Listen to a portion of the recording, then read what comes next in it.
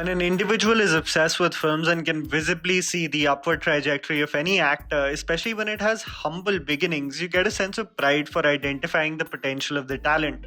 Ginny Weds presents Vikrant Massey and Yami Gautam in a commercial romantic comedy. Both actors that have transitioned from television roles and have proven themselves that they can assimilate and belong in the big leagues only on the basis of their talent. Ginny Weds focuses on the aspiration of Sunny to get married in order for him to get the green light to open his own restaurant. When the possibility of marrying Ginny gets brought up by the family, a girl Sunny had a crush on since school, the plot develops into Ginny's mother taking matters into her own hands to make sure he takes all the necessary steps in order to woo her. Basically, the mother of the girl is what Shah Rukh Khan is to Saif Ali Khan in Kal Ho Na Ho so that Preeti Zinta can fall in love with him. What transpires beyond this includes ex-boyfriends, pressurizing parents, and a lot of confusion. Basically, every commercial cinema trope you can think of. Here's me telling you the good and bad aspects of the film in no particular order so that you guys can ultimately decide whether this film is worth your time on Netflix or not. Unoriginal music. Here we go again. A film being a commercial carefree Bollywood movie is still inundated with remix after remix. The LOL song, while musically might be a great dance number, but knowing it is a remake or new take of the original song Jind Mahi, it absolutely falters in comparison to match up to the magic of the original song. While I'm a huge fan of Jubin Nautiyal, especially his songs from Fitoor and Kabir Singh, his song Phir Chala only stands out as the saving grace of the album. Rubaru, sung by Kamal Khan, comes a close second. There can't be a commercial Bollywood movie without Neha Kakkad and Badshah, and well, they join hands with Mika for the remake of Sawan Mein Lag Gayi Aag, which hilariously just got remade by another movie that still hasn't released called Indu Ki Jawani. How two different music labels remake the same song releasing so close to one another is beyond me. Irrespective, Badshah sings the lines, TikTok पे दुनिया तूने पीछे लगा रखी है. I would rather want to forget about such mind-numbing poetry.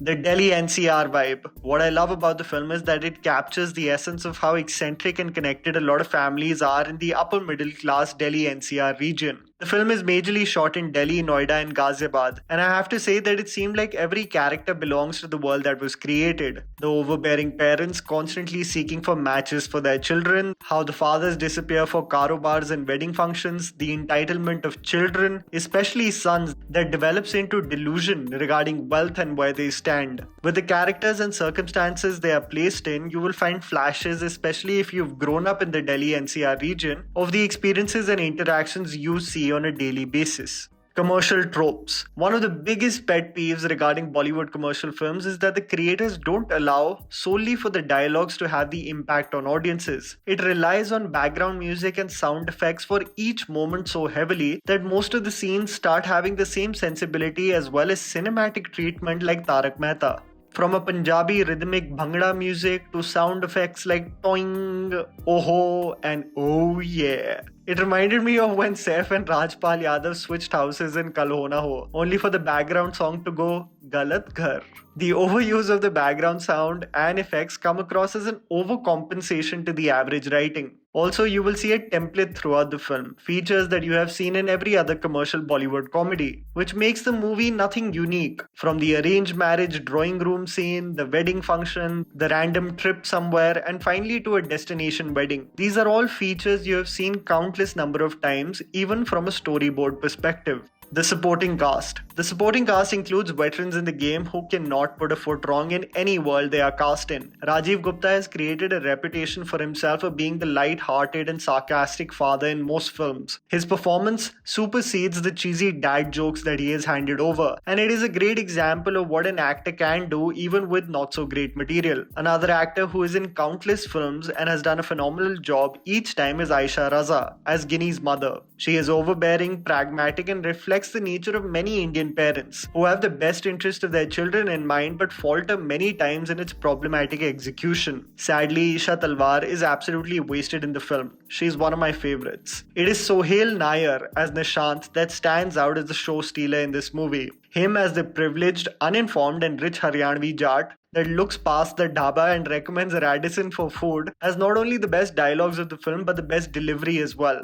His tape recorder dialogue of Teen Baatein, his possessiveness of his Beamer, or when he hilariously shoves away a random romantic interest and calls him Chota Bheem. Sohail will leave you in splits. Disjointed writing. The most problematic part about the movie is that it is rather all over the place when it comes to its writing, because it does not cater to the story, but rather jarringly just sets up scenes for product placements and music videos. From praising Haldiram in one sequence to setting up the upcoming song with the dialogue. अरे वो तो बहुत बड़ी fan है बादशाह और मीका की, concert है ना वो मैजिक मोमेंट्स वाला. वन डायलॉग गोज, अरे यार मान्यवर का बंद गला पहनूंगा.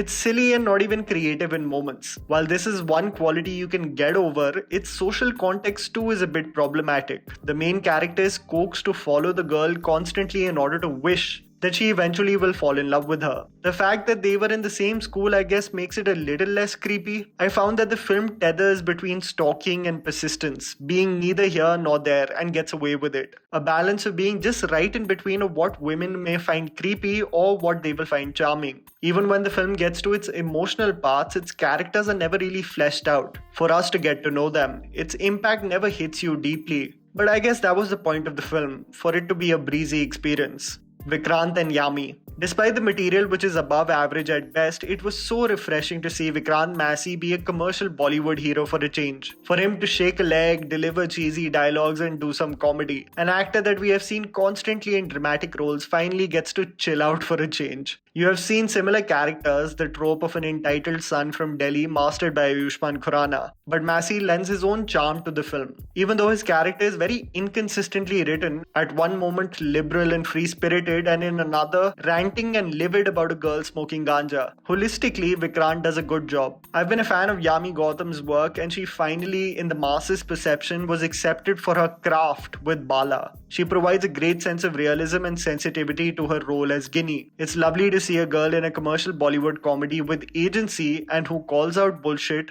she is not comfortable with instantly. Sadly, Ginny Weds Sunny turns out to be what I expected.